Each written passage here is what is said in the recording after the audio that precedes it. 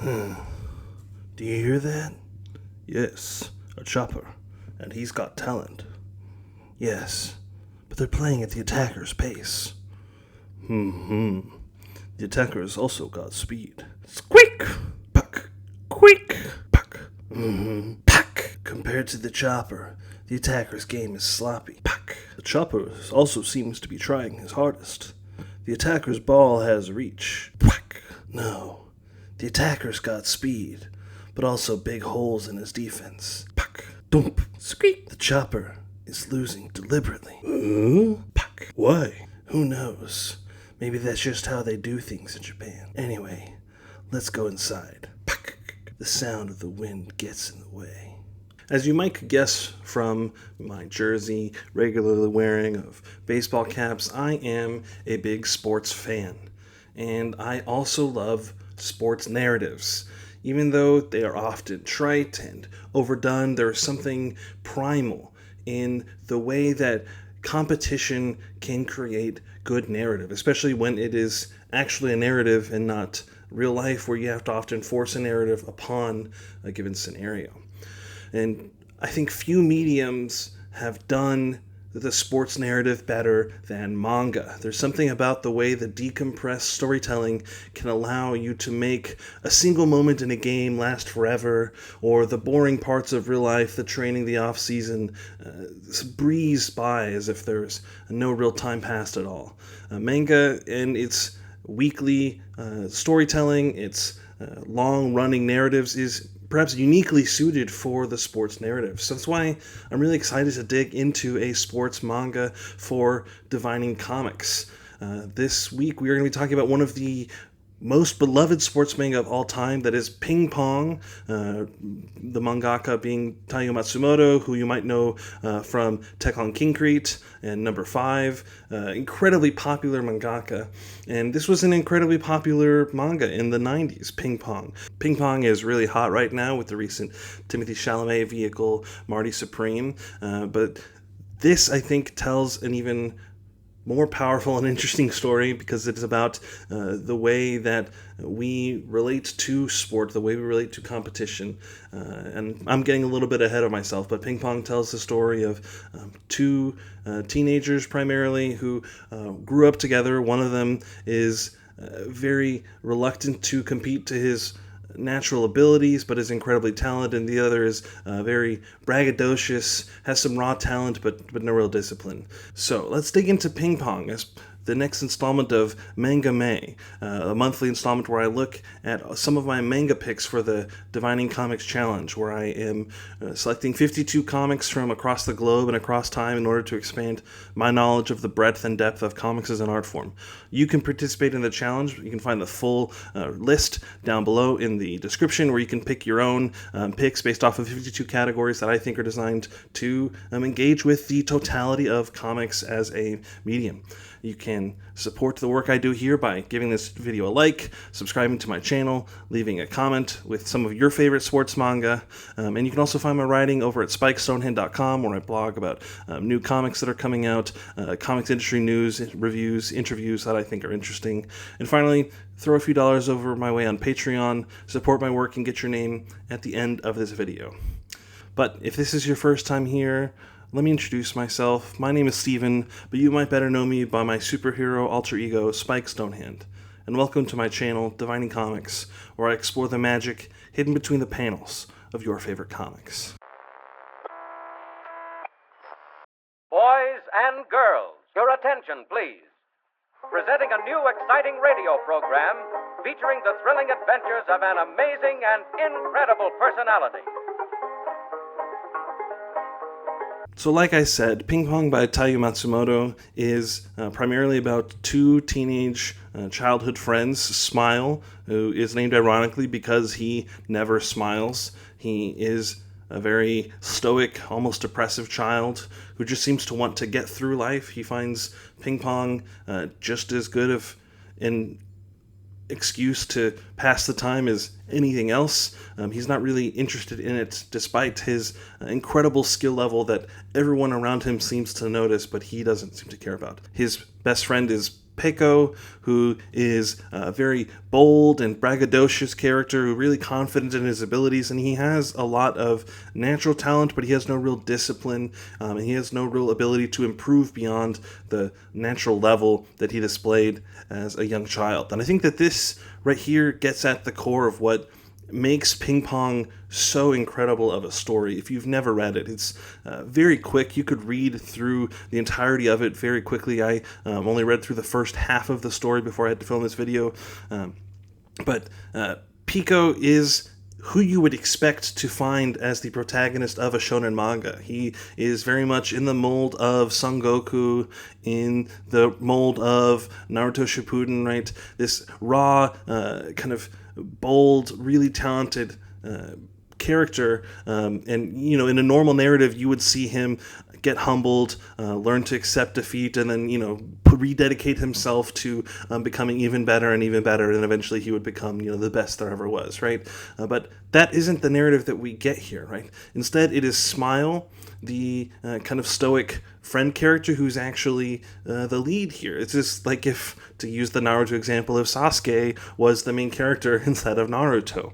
And I think that there's something really cool and interesting about that, especially in the ways that it interacts with sports, right? I don't know if you ever played sports or know sports as a child, but there are tons of people that are just like Pico, right? That have this really high level of talent as a child, and they just hit their cap, whether it's through lack of willingness to continue to improve and practice and get better, whether it is just a physical limitation on, maybe in basketball you see an example of people that hit their growth spurt really young, and so when they're in 5th grade, they're 4 inches taller than everybody, and then in 9th grade, they're the same height as everybody, right? That they just hit their growth spurt a little bit earlier, and they weren't able to then capitalize on that. And this is a really common thing you see in sports, and I think that it's really acutely observed here by Matsumoto, that you have a character like Pico, and I think it's really interesting that he is not the main character, like I said. Instead, focusing on Smile, who he can be kind of frustrating, especially in the first half or so of what I read today, the first quarter of the overall story. He is so passive. He doesn't want to take action. He is not confident in himself.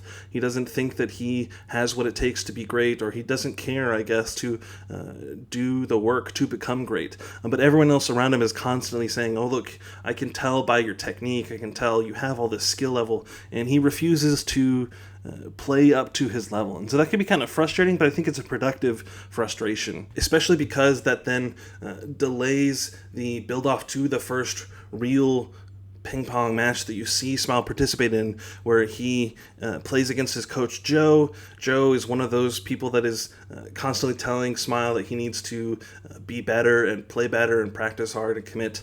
And they reach a deal where Joe says, if I beat you in this ping pong match, you will do whatever I tell you to do. I will be your master, and you will be my apprentice. And Smile says if he wins, that Coach Joe will drop it, will ignore him, will let him not play ping pong. And of course, the old man Joe, it turns out to have been a ping pong legend back in his day, and he handily defeats Smile, even though he gets kind of tired towards the end there. And I think that this first match is so electric, so explosive.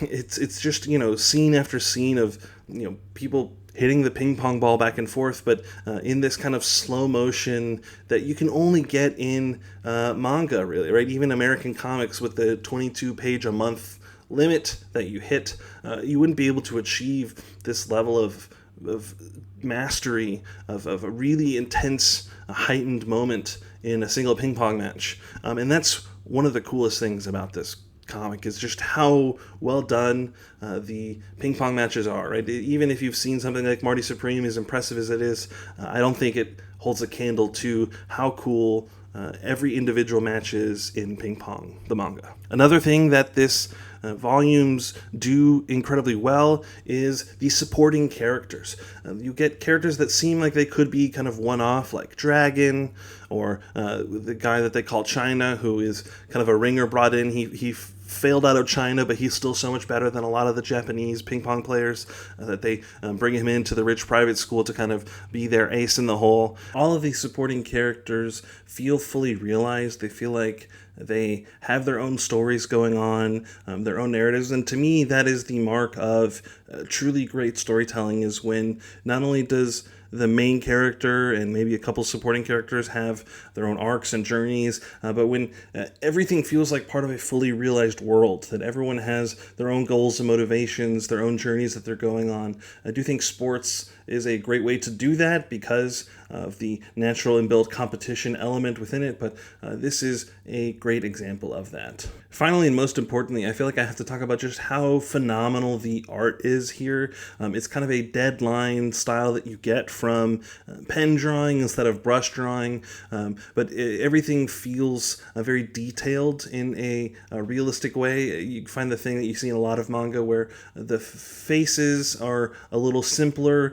but the world around it is almost photorealistically drawn in that pen ink style. The shoes, for example, is one of the things you see a lot of in this hyper-detailed, ultra-realistic format.